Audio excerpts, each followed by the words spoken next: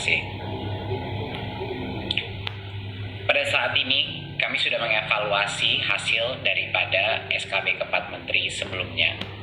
Dan kami melihat situasi pada hari ini, bahwa hanya 13% daripada sekolah melakukan pembelajaran tatap muka. Dan sebesar 87% masih melakukan belajar dari rumah. Data ini menunjukkan berdasarkan zona-zona dari gugus tugas, zona hijau, kuning, oranye, dan merah. Dan menunjukkan bahwa di zona kuning dan hijau, di mana sudah diperbolehkan melakukan tatap muka, masih saja banyak sekali sekolah-sekolah yang belum melakukan tatap muka. Dan ini disebabkan beberapa faktor, tapi ini juga menunjukkan bahwa proses untuk persiapan checklist, proses untuk persiapan protokol sekolah tatap muka itu membutuhkan waktu dan membutuhkan disiplin yang tinggi. Jadi ini sekedar pemotretan situasi pada saat ini, dan banyak juga di zona oranye dan merah, walaupun tidak diperkenalkan terbuka, tapi banyak sekali daerah-daerah, desa-desa, dan kelurahan yang merasa sangat sulit untuk melaksanakan PJJ. Yang berikutnya adalah kita harus menyadari bahwa setelah kita mengevaluasi hasil daripada pembelajaran jarak jauh ini, bahwa dampak negatif yang terjadi pada anak itu suatu hal yang bisa sekali kalau terus-menerus dilaksanakan bisa menjadi suatu resiko yang permanen. Resiko pertama adalah ancaman putus sekolah, di mana banyak sekali anak-anak yang harus bekerja atau didorong sama orang tuanya untuk bekerja, dan ini berhubungan dengan situasi ekonomi yang tidak memadai. Banyak juga orang tua yang tidak bisa melihat peranan sekolah dalam proses belajar mengajar kalau ini dilakukan secara daring. Dan ini juga menimbulkan banyak sekali orang tua yang skeptis bahwa PJJ ini adalah suatu hal yang benar-benar berperan dalam pendidikan anaknya, sehingga banyak anak juga dikeluarkan dari sekolah, dan resiko ini akan meningkat semakin lama. Kedua adalah berbagai macam resiko, kendala, tumbuh, dan kembang. Kita sudah mengetahui bahwa di daerah-daerah di mana semakin sulit melakukan PJJ, kesenjangan antara pencapaian pembelajaran di daerah-daerah tersebut dibandingkan dengan daerah-daerah yang lebih mapan dan di kota-kota semakin melebar. Dan tentunya pertumbuhan anak-anak kita juga menjadi resiko yang sangat besar. Keikutsertaan dalam PAUD sejak kita melakukan PJJ ini menurun secara drastis, dan APK PAUD ini juga bisa menjadi tren yang akan punya dampak permanen karena banyak sekali anak-anak PAUD yang sekarang tidak sekolah. Dan tentunya resiko learning loss, resiko bahwa ada satu generasi di Indonesia, anak-anak kita yang hilang pembelajarannya dan harus mengejarnya, dan mungkin sebagian akan ketinggalan dan tidak bisa mengejar kembali pada saat kembali sekolah. Jadinya ini adalah suatu urgensi yang sangat penting. Di luar itu tidak kalah pentingnya adalah psikososial dan dampak stres kepada anak-anak kita. Minimnya interaksi anak-anak kita dengan lingkungan di luarnya yang menyebabkan tingkat stres di dalam rumah tangga, baik orang tua maupun anak-anak, meningkat secara drastis. Dan ini akan punya dampak permanen juga kepada psikososial anak-anak kita. Seperti yang kita tahu, tidak ada yang namanya pembelajaran tanpa keamanan, perasaan keamanan dan harmoni psikologis dari anak-anak kita. Dan tentunya peningkatan insiden-insiden kekerasan yang terjadi di dalam rumah tangga juga meningkat. Dan ini harus menjadi salah satu pertimbangan kita yang terpenting. Berikut. Penentuan kebijakan ini harus berfokus kepada daerah. Kami terus mendapatkan berbagai macam permintaan dari berbagai macam kepala daerah, kepala dinas untuk meminta pada pemerintah pusat bahwa walaupun zona itu ditentukan per kabupaten, ada banyak sekali desa-desa, ada banyak sekali kecamatan-kecamatan yang menurut evaluasi mereka relatif aman, dan desa-desa tersebut sangat sulit melakukan PJJ. Jadi pemerintah daerah ini adalah pihak yang paling mengetahui, bukan pemerintah pusat, paling mengetahui kondisi dan kebutuhan dan keamanan situasi COVID di daerahnya sendiri. Kondisi dan kebutuhan dari setiap kecamatan atau desa kelurahan dapat bisa sangat bervariasi ya dengan satu dan lainnya. Bisa di dalam kotanya ada kasus-kasus infeksi yang sangat berat, tapi bisa juga ada desa-desa dan area-area yang terpencil yang tidak terdampak, tetapi tanpa memberikan kemampuan untuk Pemda menentukan mana yang bisa mulai tatap muka, mana yang tidak. Kita tidak menghargai perbedaan antara setiap daerah dan dinamika populasi di setiap daerah. Jadi pengambilan kebijakan di sektor pendidikan ini dengan pertimbangan yang holistik dan selaras dengan pengambilan kebijakan pada sektor lain agar sistem pendidikan kita juga konsisten dengan sektor-sektor lain dan kebijakan kita mengenai penanganan COVID di sektor-sektor lain itu selaras dan tidak berbeda total. Berikut 2 prinsip dasar dari kebijakan ini adalah harus dua-duanya, kesehatan, keselamatan, dan juga pertumbuhan dan perkembangan peserta didik menjadi konsiderasi kami untuk melaksanakan kebijakan ini. Tidak bisa satu saja dari kedua prinsip ini yang diprioritaskan. Berikut.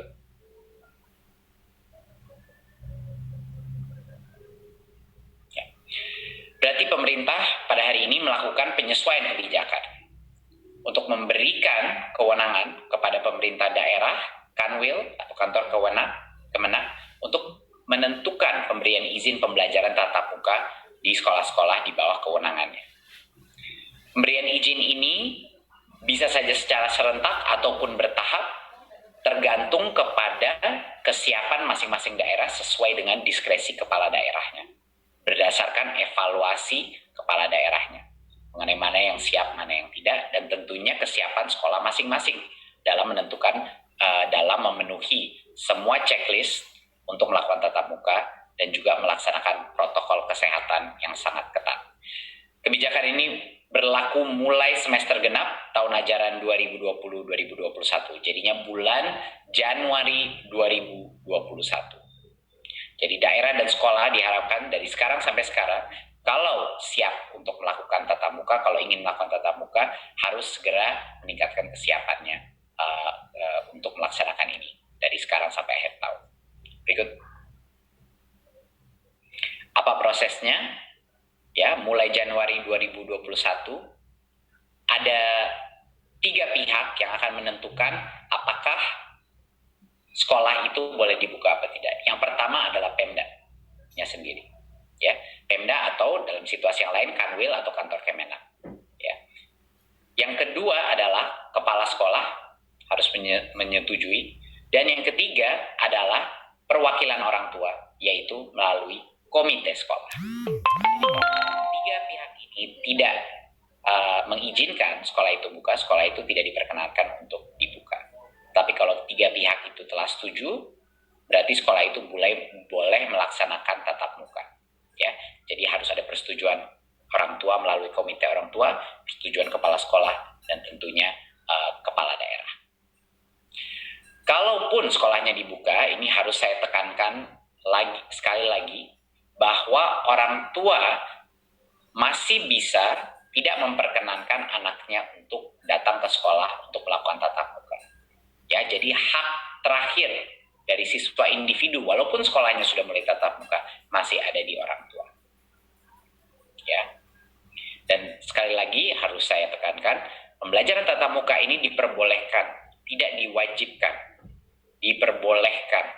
Dan keputusan itu ada di Pemda, kepala sekolah, dan orang tua, yaitu komite sekolah. Perbedaan besar ini dari SKB sebelumnya adalah peta zonasi resiko dari Satgas COVID tidak lagi menentukan pemberian izin pembelajaran tatap muka, tapi Pemda yang akan menentukan, sehingga mereka bisa memilah daerah-daerah dengan cara yang lebih granular, lebih mendetail. Berikut. Ini adalah salah satu contoh untuk mengilustrasi bahwa bagi kepala daerah, mereka bisa melakukan pembukaan itu secara serentak atau secara bertahap. Jadi di kecamatan tertentu mungkin akan dibuka yang tahap pertama, tahap kedua, tapi ini adalah kewenang daripada pemerintah daerah. Ya, tidak harus semuanya serentak, tidak harus bertahap kalau mau. Ini adalah keputusan dari Pemda. Jadi fleksibilitas ini diberikan berdasarkan evaluasi Pemda terhadap tingkat keamanan kesehatan COVID di daerah-daerahnya masing-masing. Berikut. Ini sangat penting untuk Bapak Kepala Dinas, Bapak Kepala Daerah, faktor yang perlu menjadi pertimbangan Pemda dalam pemberian izin. Yang jelas adalah tingkat risiko penyebaran COVID. Kedua, kesiapan fasilitas pelayanan kesehatan. Ketiga, kesiapan satuan pendidikannya pun, yang ada checklist tadi yang saya bilang. Dan akses terhadap sumber belajar atau kemudahan belajar dari rumah. Banyak sekali teman-teman kita, daerah-daerah, desa-desa kita yang sangat sulit melakukan PJJ, jadi mohon itu menjadi konsiderasi juga. Dan tentunya kondisi psikososial peserta didik, dan kebutuhan layanan pendidikan bagi anak dan orang tua walinya yang bekerja di luar rumah, yang harus bekerja di luar rumah dan tidak bisa mungkin menjaga dan membimbing anaknya. Ketersediaan transportasi, tempat tinggal warga satuan, dan mobilitas antara kabupaten, kota, kecamatan, dan tentunya kondisi geografis setiap daerah. Ini harus menjadi pertimbangan yang holistik. Dan Pemda harus mengambil keputusan itu berdasarkan semua faktor-faktor ini. Di mana yang mau tetap tatap muka, di mana mau yang dilanjutkan belajar dari rumah. Berikut. Ya, checklist yang saya sebut sebelum ini, ya, pembelajaran tatap muka di semua sekolah hanya diperbolehkan pada saat kita sudah memenuhi checklist ini, memenuhi daftar periksa ini. Checklist itu ada 6, sama seperti SKB yang sebelumnya. Yang satu adalah sanitasi dan kebersihan, yaitu toilet, sarana cuci tangan, dan disinfektan. 2 adalah akses kepada fasilitas pelayanan kesehatan. Ketiga adalah kesiapan menerapkan wajib masker. Keempat adalah termogan. Kelima, pemetaan warga satuan pendidikan, harus mengetahui siapa yang memiliki komorbiditas dari guru-gurunya, murid-muridnya, dan yang tidak memiliki akses transportasi yang aman, dan tentunya riwayat perjalanan dari daerah dengan tingkat resiko COVID-19 yang tinggi. Dan yang keenam adalah tentunya persetujuan komite sekolah dan perwakilan orang tua wali. Tanpa persetujuan perwakilan orang tua, sekolah itu tidak diperkenankan untuk dibuka. Jadi ini adalah daftar periksa untuk memberikan kepastian bahwa sekolah itu boleh tatap muka kalau dia mau. Setelah itu, setelah diperbolehkan, kalau misalnya daftar periksa ini sudah terpenuhi, baru kita masuk dalam protokol yang baru. Jadinya pas tatap muka pun dilakukan, protokolnya bukan seperti masuk sekolah normal. Berikut.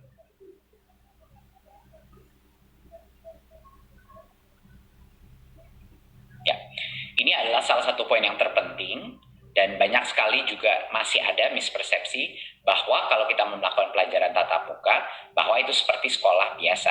Ini tidak benar, dan mohon juga dibantu disosialisasikan di masing-masing daerah, bahwa kalaupun sekolah itu sudah memenuhi semua kriteria dan checklist untuk melaksanakan pembelajaran tatap muka, protokol kesehatan yang ketat harus masih dilaksanakan.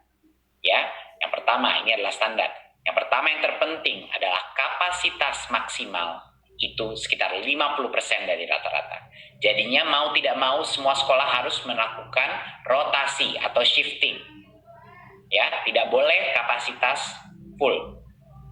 Harus dengan rotasi.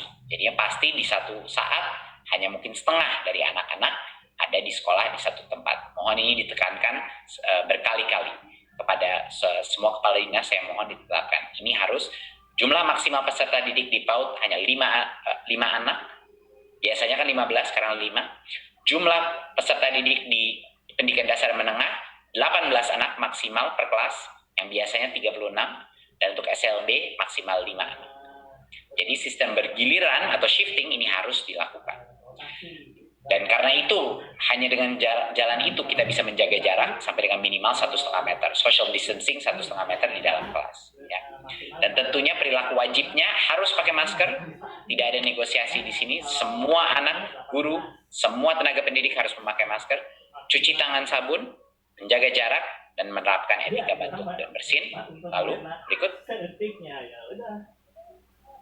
ya, kita pastikan bahwa kondisi medis warga satuan pendidikan yang punya komorbiditas tidak boleh melakukan tatap muka, tidak boleh datang ke sekolah kalau mereka punya komorbiditas karena resiko mereka kalau kena COVID jauh lebih tinggi, ya. Dan ini satu lagi poin yang sangat penting, tidak diperkenankan kegiatan-kegiatan yang berkerumun. Artinya kantin tidak diperbolehkan beroperasi. Kegiatan olahraga dan ekstrakurikuler tidak diperbolehkan untuk dilakukan. Anak-anak hanya boleh masuk, belajar, lalu pulang. Ini juga harus ditekankan. Dan selain pembelajaran, tidak ada lagi kegiatan selain KBM, ya. Orang tua tidak boleh menunggu siswa di sekolah, istirahat di luar kelas, pertemuan orang tua dan murid itu tidak diperbolehkan. Jadi maksud pesan yang terpenting di sini adalah artinya pembelajaran tatap muka bukan kembali ke sekolah seperti normal. Ini sangat di luar yang normal karena kapasitasnya hanya setengah yang diperbolehkan tanpa aktivitas berkerumun apapun lainnya. Dan ini makanya monitoring daripada dinas, daripada Pemda, daripada gugus tugas daerah luar biasa pentingnya untuk memastikan protokol ini terjaga. Berikut.